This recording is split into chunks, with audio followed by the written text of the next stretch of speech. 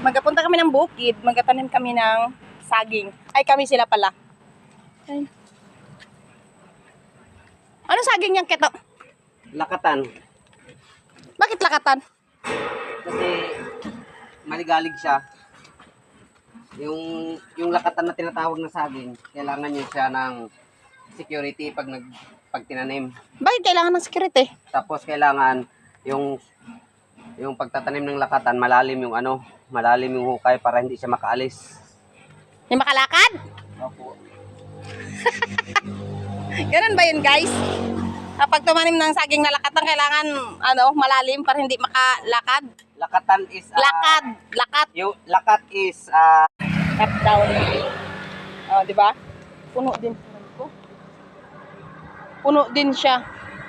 Mag-alis na kami. Magpunta na kami sa bukid. Ayan, ang dala-dala namin. Paano yan? Ito? Di kaya ito kaya ito matapon. Tapos may baon-baon din kaming bigas. Tapos ang ulam namin guys, tuyo pagdating sa bukid. Tapos may kinunot na pating.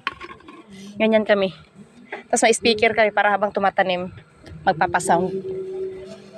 Hindi kayo tumahulog na.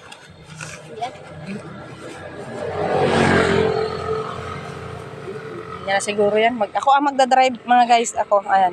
Ito yung anak kong kasama ko. Ayan, sige, bye.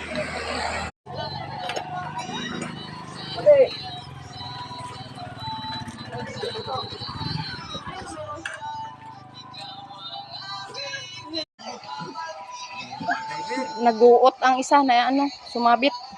Uy, hala baka tulak. Dito na kami sa aming tataniman.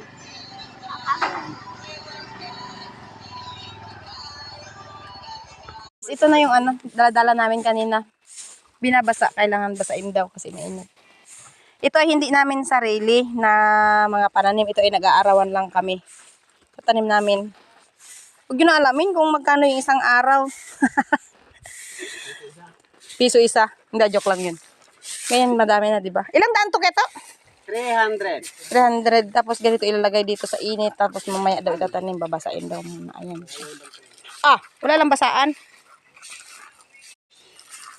Fresh katuna. Ang halaman ko, inanuhan nyo na rin yung halaman ko pala. Tinabunan nyo na rin. Wala, sinanda lang yan kasi yung halaman mo matibay yan. Siya yung taga-tulak ba para ano. Wala yung halaman mo, magbuo mo ng sabi. Matawa yung sabi.